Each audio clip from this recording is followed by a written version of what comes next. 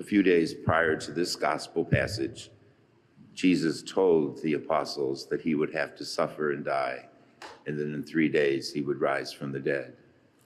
Jesus knew that that would be a very difficult experience for them. And so today in the gospel, we see that he was transfigured before them. He appeared as he would in all of his glory after he rose from the dead. His face was shining bright, his clothes were dazzling white, and they couldn't believe what they saw. With him were Moses and Elijah, the two representing the law and the prophets of the Old Testament. And they were with Jesus. Jesus now is the prophet, the Son of God. And here we see that Jesus, the Son of God, when the cloud comes over them, the voice of the Father comes. This is my beloved Son, listen to him. Those words we need to keep in our mind. This is my beloved Son, listen to him. If we listen to Christ, if we take hold of all of the teachings that he gave us, if we live with him as our model for living, we're going to one day also be clothed in dazzling white clothes with a glorified body once we rise from the dead. That is our hope as Christians. We experience church most fully here in our local church, St. Patrick Parish. 171 years ago today, Bishop Rapp celebrated Mass in a house down where Brook Park and the road to the airport circles right around there. There was a house there. And he celebrated the first Mass. It was March 17th, 1848. The people listened to Jesus. The Lord was calling them to start a parish community here. And when I think about it today, as we celebrate this feast and this second Sunday of Lent, we're remembering all those people who sacrificed to build up St. Patrick Parish. I'm thinking about all the people buried in our cemetery and all the thousands and thousands of people, if you think about it, who came here to worship God in the old original church, the little A-frame, and then this church, which was built in 1898. How many thousands of people have come here to listen to Christ? And it's all because people of faith came and sacrificed and made it possible for this parish community to grow. I give thanks today for all of you who are now the ones who have in your hands and in your hearts the task of continuing to build up Christ's kingdom here at St. Patrick Parish in West Park. The Lord calls us, and our model is St. Patrick himself. You know the story about St. Patrick and how he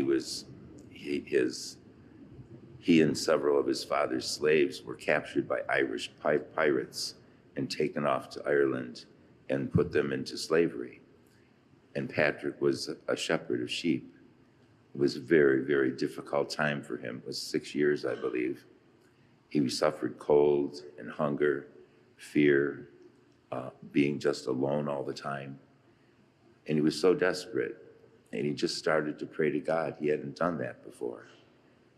And every day he prayed more and more to the Lord, asking him to protect him and watch over him. Eventually, he was able to escape, and he went back to Britain, where he continued studies. And he was ordained a priest, and at the age of 43 was ordained a bishop. He had a vision, and in his vision, he saw many pregnant women, and their children were reaching out of their womb as though they were reaching for Patrick. And he saw that as a vision from God calling him to evangelize, bring the gospel to the children of Ireland. And so the Pope assigned him to be the Archbishop of Ireland. And it was a huge task. It was a very pagan country, and he had a great task before him. But God gave him the ability, and he worked very hard at it. He even converted kings. And in a short time, all of Ireland became Christian. We see that Patrick was a man of humility and a man of courage. In humility, he knew he depended upon God for everything. And his courage was to go out there every day and do his best to preach the kingdom of God. So we have a great model. Our ancestors that came from Ireland, mine and many of yours, were the recipients of that faith from St. Patrick. 29 years ago, my grandmother, Mary Garrity, died on St. Patrick's Day. She was a woman of great faith. And I'm so grateful for her and for my great-grandparents who taught me the faith as a child. Very simple, yet profound belief in God. And all of us can give thanks to God today for how we receive the faith. And as we celebrate St. Patrick's Day, it's a day for us to give thanks for this parish of ours, that the Lord has sent us here to build up his kingdom. So it's a day for remembering the season of Lent is calling us to draw closer to Christ and listen to him. Those are the words in the scriptures today to carry with us all week. And we celebrate with hearts full of thanks St. Patrick. In his breastplate, St. Patrick says, "May Christ be in the hearts of all who see me. May Christ be in their ears by all who hear me. Christ be behind me, Christ be before me, Christ be all around me." He had a great sense of the presence of Christ with him and hoped that that presence with him would be a sign to others. That should be our goal in Lent, so that on Easter Sunday, people will know Christ more by how they encounter what we do, what we say, and who we are. So we have a lot to give thanks to God today for, and I'm certainly very grateful for all of you and your continued efforts at strengthening St. Patrick Parish. God bless you.